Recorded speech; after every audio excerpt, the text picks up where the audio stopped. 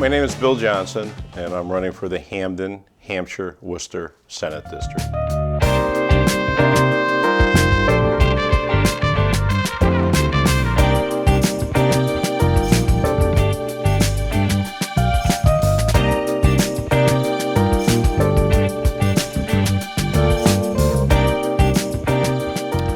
Well, why I want to run for the position is basically it's the culmination of my public and private career. I started off on the Conservation Commission.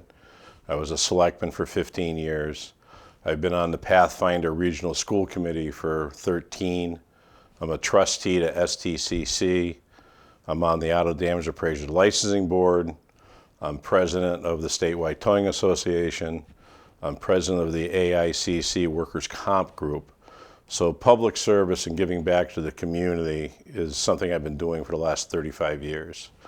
I've been in business for over 40, and I've grown to employ over 70 employees. We have multiple locations. So I'm used to multitasking. I'm used to being involved in a lot of different issues. My two sons are at a point where they're taking over the business. The public, like I said, public service has been something I've been involved with.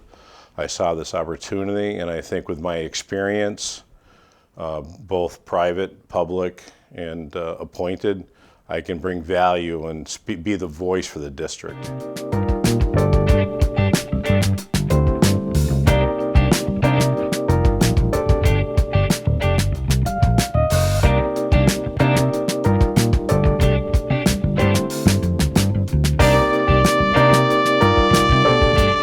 As I stated, currently I have a business. I own a towing company, body shop, and repair shop. I also have a freight broker business.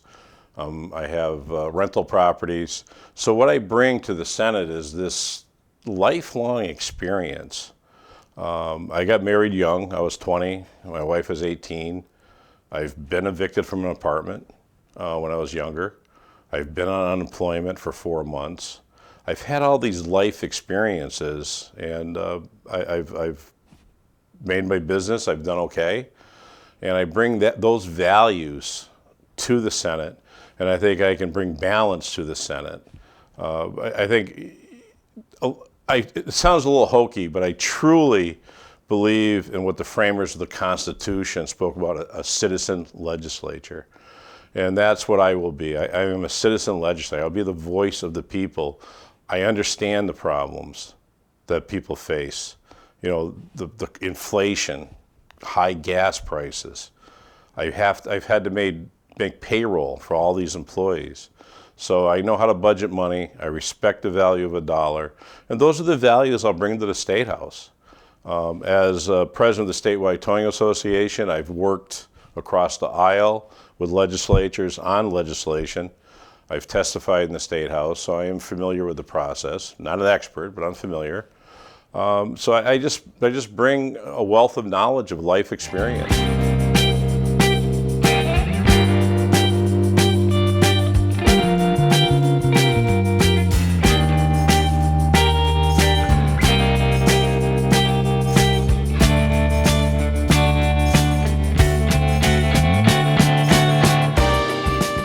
The issues are many. Some cannot be solved on a state level. I think public safety needs to be supported financially. I think police officers, they need money for a living wage. They need money for training. But I also think public safety, they need to be supported by the public officials and by the public, so that they are needed, they are wanted. It seems like it's been this quick judgment on anything the police do. And I think we need to embrace the values, and we need to work towards to make sure there is no bad apples, the old saying, no bad apples. But we also need to realize that 99.9% of the police are hardworking people, firefighters, EMS, all our public safety workers. We need to embrace that. We need to work on inflation. I would have voted for the gas tax relief. Granted, it's a small dollar amount that would have went into people's pocket, but everything that we get is based on fuel. Groceries are delivered by fuel. the food to the restaurant is delivered by fuel. So even though that would have been a small amount maybe to the individual taxpayer, cumulatively it would have made a big difference. And I think we should have voted for the gas tax relief, even if it was only for 6 months, just to cool inflation. Parental rights in schools, that's something I'd be focused on. So like I said, it's just the values of lower taxes, managing the government. The first answer to solving a problem should not be, let's just throw more money at it. Sometimes you need to look at what's going on and look at different ways to solve issues instead of just putting more money into the pot.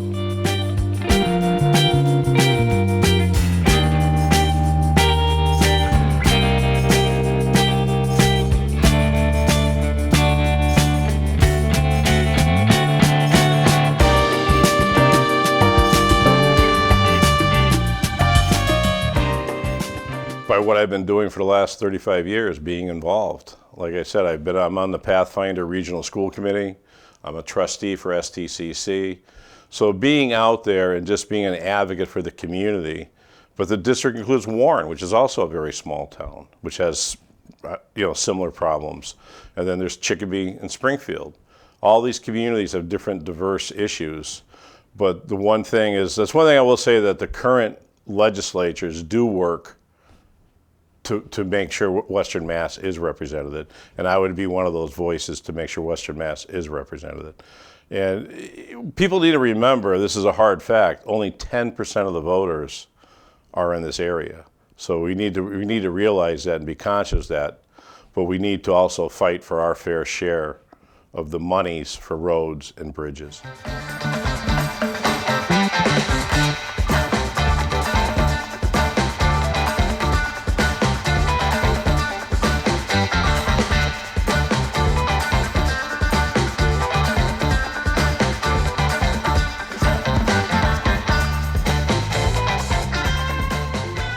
The West-East Rail is a very interesting concept, but I would like to see some studies. I have a lot of questions. Number one, where is that money going to come from? Is the money to build the West-East Rail, is that going to come from the money to fix our crumbling roads and bridges? For example, in Palmer, there's a bridge that was down to one lane between Palmer and Munson, and now, from what I understand, it's closed, and it will be closed until October, and they're only doing a temporary repair. It doesn't make any sense to close a bridge, do a temporary repair, and then close it again to do a full repair. That money should have been set aside just to fix it and be done with it. Also, another question I have with the East-West Rail is that going to allow workers from Western Mass to go to Eastern Mass to get better jobs? Or is the opposite going to happen? People from Eastern Mass are going to come out to Western Mass to take advantage of our lower cost housing that is in the eastern part of the state and further impact our housing costs. Last I heard that there's a housing shortage in Western Mass in this district, and is that going to further impact that? So the East-West Rail is a interesting concept. I'm not saying I'm for it. I'm not saying I'm against it. I sound like a typical politician stating that, but I haven't seen enough facts to see if it's worth it. I don't know of one public rail system in Massachusetts, nor probably in the country, that's profitable. It doesn't need to keep on being subsidized. Will this rail system support itself? So I really like to see the benefits, what it's going to cost before I commit to it. I definitely wouldn't, I'm not saying kill it, but I'm definitely not on let's, rah, rah, rah, let's do it.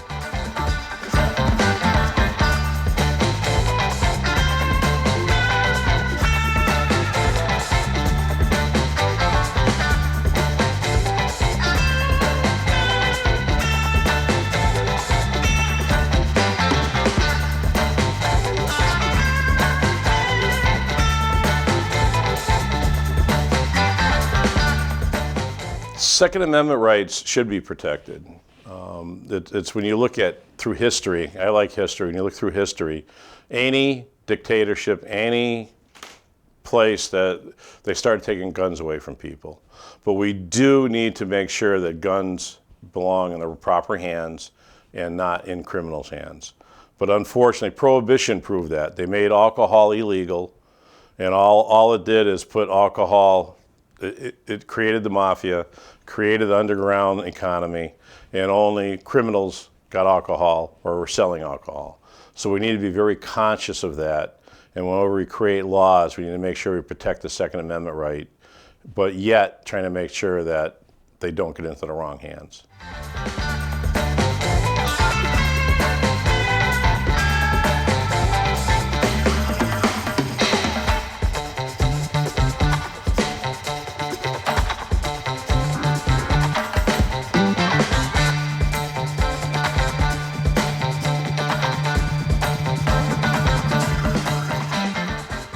By following the 1986 law that says give it back to the taxpayer.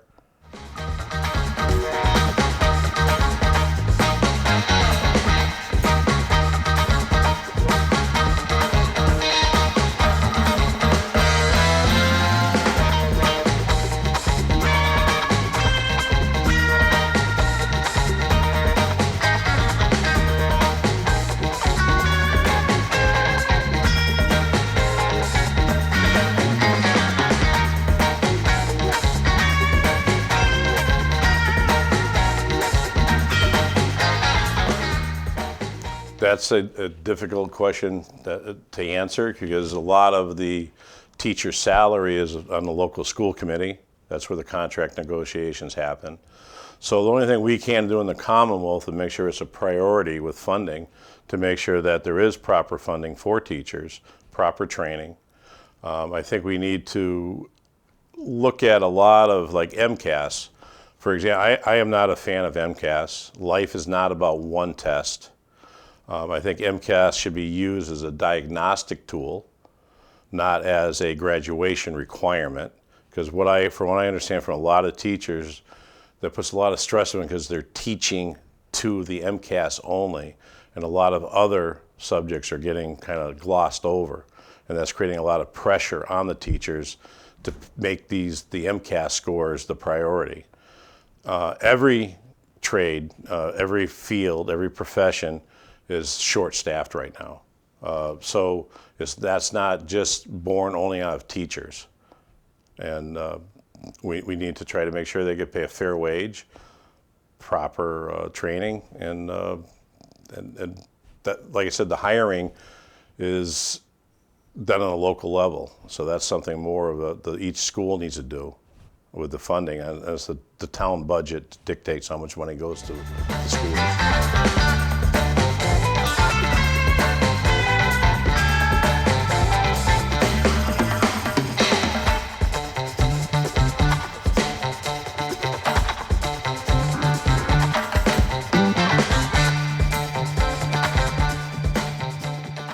The Supreme Court rulings a lot of people are very emotional on them, but you got to look at it in the context of what they're done. A lot of them get back to what the original framers of the Constitution wanted, is state rights. So each state will have their choice to vote up or down on particular issues. Like, for example, Kansas just voted overwhelmingly, I believe, to affirm abortion rights. So that goes to each community state. Each state does the vote. And that's where the Supreme Court is turning over a lot of these rights back to the states, as it was in the past, prior to the Roe versus Wade.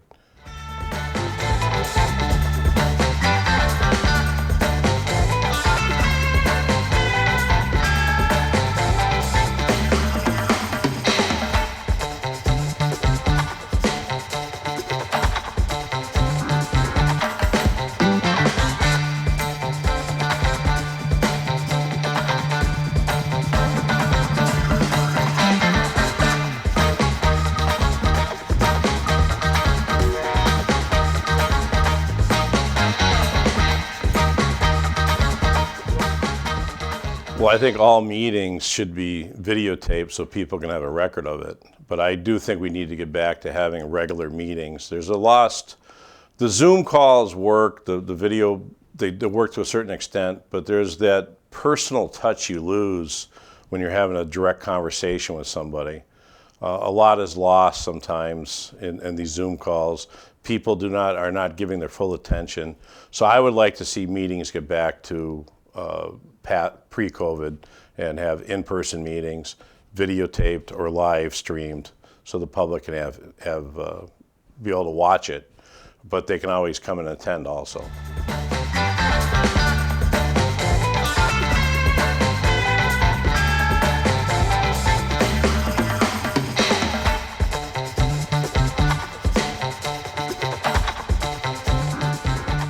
I would continue to do what I'm doing, what I have been doing for 35 years, serving on various boards and committees.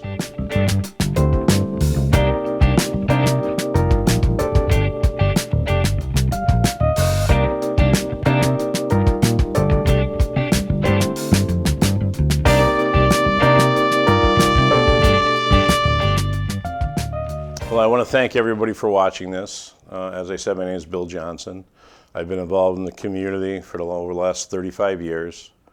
I'm running for this position because I want to. I don't need a job. I really feel that my life experience will bring value to Beacon Hill.